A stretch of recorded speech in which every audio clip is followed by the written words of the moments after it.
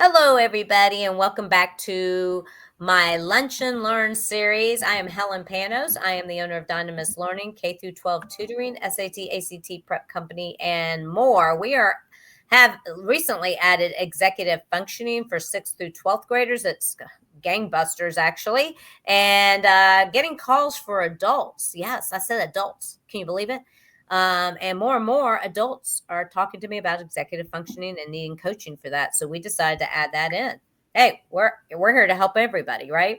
If they can be successful, we are all in for it. And so is my EF coach. I call her an EF coach for short, executive functioning.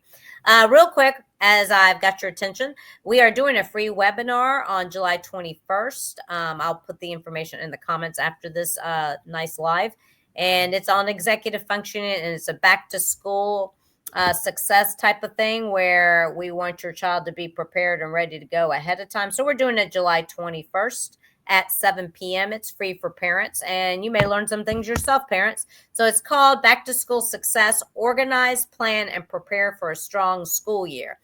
You will see the link. All you got to do is sign up so you can get the Zoom link 24 hours in advance. So look for that as well. But right now, it's all about Charlotte. Hello, Charlotte. How you doing? Hi. Good to talk. Happy to talk. I know we hadn't talked in a couple 2-3 weeks at least, but we are back, and I just want to let y'all know Charlotte does a lot of college essay writing, and she's terrific at it. She is a Yale graduate, but I don't want to give too much away about who she is and what she does. So I want her to describe herself. Yes, What better way I but to ask the person to do it, right? love college essay writing. I just graduated from Yale University this May, majoring in English literature. Yeah, and I from South Carolina, graduated from Heathwood Hall High School in Columbia, South Carolina. And since then, since graduating high school, realized that I love helping students discover their unique voice through college essays. I write fiction and poetry as well, so have some creative writing, story building experience as well. Cool. Awesome. So she's terrific at language arts writing as well. Actually, I'm getting ready to give her one. So today we're going to talk about creating your story, Mhm. demystifying that college essay. So, Charlotte, tell me a little bit about this. How do you guide a student who feels that they have nothing unique to write about? Gosh, I think I remember that myself. I was like, Yeah, ugh, do I have to it's a write tough it's a this? tough question, and I get this question a lot. I get this question, often. Um, how being 17 years old, having spent most of your life in middle school and high school, how do I find something to write about if I spend my days at school, do sports practices, spend time with my family? Like, what's unique about my story? um, my What I say to most people is that college essays, they don't have admissions officers want your college essay to humanize yourself and be an interesting, Individual. humanizing essay that shows the college admissions officers who you are behind your test scores. You don't have to be the The job. first person to skydive off of a certain plane into a certain area. You don't have to be the first, like the most, Like to so write. out of Yeah, the boundary, right? yeah, like to write a strong college essay that helps your application considerably. You don't have to have some unique, never before seen experience. Instead, these admissions officers are looking for an essay that shows your perspective, the way that you think, and the way that you see the world, the things you're curious about, Mm, the things that matter to you. And I I love it. think that means, that the rather than stressing about what specific unique thing you have, I think reflecting on what makes um, the specific way you see the world and the specific, the things that matter to you is a better exercise and leads to a college essay that is the best reflection of yourself in your application. That's awesome. You know what? If I was a college admissions person, that's exactly what I would be looking for too. After 25 years of my own experience and more, and I was a language arts person a lot of that time. So yeah, I mean, first of all, the way you write is important. Mhm. It's about standing out above the rest. I say that about dating too. How do you stand out above the rest? And when girls tell me, "Oh, I have a master's," I'm like, "Well, there's a lot of women that have masters. How are you different?" So it's interesting to see how people can't really see how they're different. I think they really hit a roadblock in trying to, and maybe it's like, oh, I don't want to shine, or I don't want to sound like I'm being egotistical or whatever, right? No, you need to be like egotistical. Talk about Mhm. how you're different. Mhm. And difference in I think there's this misconception that, to take the master's analogy, you know, to write a good college essay, I have to show that I am the first person to take like 21 APs or have so many degrees. That's not necessarily what the admissions officers are looking for. They're looking for the reason why you like took those certain classes or why you care, like that humanizing angle Ah, rather than good another thought. achievement. Yeah. Exactly what you were saying earlier, like, Mhm. what made you do that? Mhm. Why did I start my tutoring business? Well, I Exactly. saw there was a need. Here's an example, guys. I saw there was a need that public schools could not, reach. Exactly. Because there's why? Because there's so many students in the classroom, right? Number one, there's so many different learning styles now, and it's really impossible for any even great teacher to be able to hit upon your child. And I saw what was needed being a 504 chair, being a gifted lead. So I saw both sides of it. And a lot of gifted kids do have 504 plans, actually.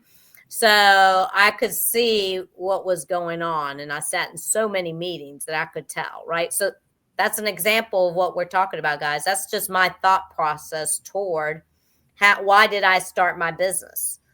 People will ask me that, and it's a great story. Uh, Exactly. That could be a college admission story. exactly. So, how about what's your process for giving feedback that improves an essay without taking over the student's voice? Sure. That's another question that I get often.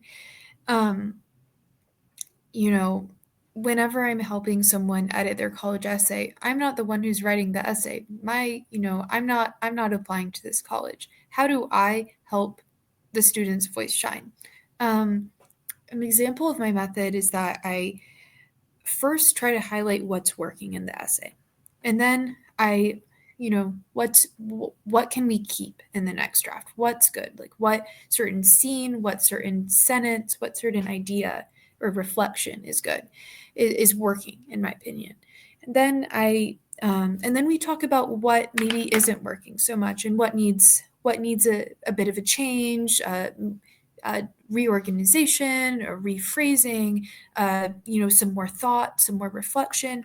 And when I talk about the aspects that aren't working as much, I don't, I try to have a conversation about what's not working rather than Mhm. giving my students a particular like prescription, like you should change this scene to X. Rather we have a conversation about like what were you thinking then? What, did you have did it, can you think of another way to say this? I try to ask my students questions that guide them to the best way to phrase their essay rather than prescribing things. Oh, And cool. yeah. And I these like that. this is usually for, obviously larger things in the essay, like the transitions, scenes, kind of the main takeaway or the main reflection, the larger things in the essay, those larger kind of pieces of the essay, I try to guide the student towards. Mhm. Cool. That's Yeah, great. I yeah, mean, that's how a great teacher would do it is, right? Guide them. Don't give them the answer. yeah, Because if Charlotte's writing, it's going to sound like somebody else, right? And somebody else's exactly, thoughts. exactly. We can get it done, Nowadays, but that's not what you want. exactly. The college admissions officers aren't looking for an essay that sounds like a college graduate. They'll be able to tell. to that certain word choice, phrase, they can tell when the essay sounds like it's written by someone else. They're looking for essays that sound like they're written by 17-year-olds. Mm-hmm. Yeah, That's awesome. yeah, Yes. I love it. yeah. So, do you have one that you can talk about off the top of your head real quick that, um, maybe there was something in their essay that you're pretty sure you were like, yeah, this is going to be the story, or this is the thought, and it was like, and they did get into the college of their choice, possibly without giving out any names or anything like that, or anything that would identify them really. I don't know if Um, there's anything yes, that I comes. can talk about my college essay, Oh, great. to That'd be if perfect. that's okay. Yes.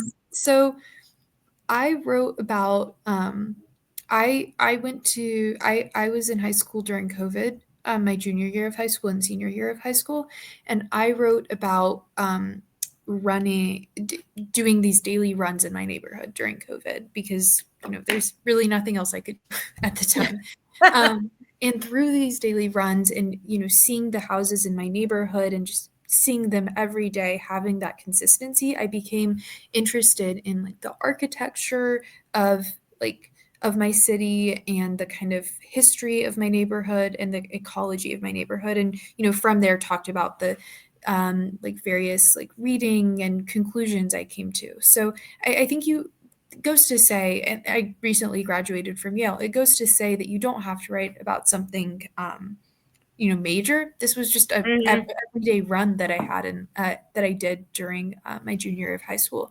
But it matters what kind of what it meant to you, and those runs meant like the intellectual exploration of like architecture, history, ecology, like the paths that activity led me to. Cool. Yeah, That's awesome. yeah, That's neat. Yeah, because a lot of people were doing a lot of walking and running in nature and all during COVID. yeah, Hopefully, you all are continuing that. That's important. yeah. Well, thank you very much, Thank Charlotte. And you. you guys can contact me if you want to talk about college essay writing and what you need to do. But now's the time, right? Charlotte, do you want to talk about time frame and timelines real quick? Yeah, the Common App opens in August. So supplements, those specific school supplements are released in August. They vary slightly year to year, but now this is the time to work on your major Common App essay, which is what I've been talking about this entire call. Those early school deadlines are coming up pretty fast in the fall, October and so on. So now really is the time, if you have those early deadlines to start working on your Common App. Yep. If you're definitely trying to get an early decision, now's the time. If Mhm. you're a little bit later Yeah. and you're procrastinating, or let's say you're in Italy right now and you're not thinking about college essay writing, then you may show up in August, but I wouldn't wait too long because it does take how many sessions usually, Charlotte, would you say to I would say get it? for Common Apps, usually it depends where you're starting, but if you're starting from no idea at all, I'd say 6 to 8 sessions. Okay, six to Yeah, eight it sessions. goes down, if you have a draft, if you have an idea, if you have a pretty Hmm. solid version of your essay, shorter, but I'd say if you have no idea and we have to start from square one, 6 to 8 sessions is usually the like sweet spot. Okay, great. Yep. Yeah. So figure, guys, 6 to 8 weeks. I mean, of course, you can double Mhm. the weeks up, and then it Meet becomes only 2 times four a week. weeks if that's all we have. But hey, we've done that with SAT, ACT prep too. So if Mhm. that's what it is, that's what it is. But Mhm. this is very important. So this is like a big piece of how they choose where you go and if you get accepted. So I'd say try not to wait 6 weeks out. All right, guys. Well, and if Charlotte gets me that timeline, I'll be happy to post that as well in Yeah. the comments section, and I will post it up on my Dynamis Learning page, and you guys can see it there with all the deadlines, so you can plan ahead and backtrack that. All Yeah. right, guys, have a great rest of your day, and we will see you again next week. I have a different guest. Her name is Angie Weber, and you definitely don't want to miss what she's got to say because it's all about the conversation that your family didn't know it needed. All right. We will see you next Wednesday at noon. Bye for now.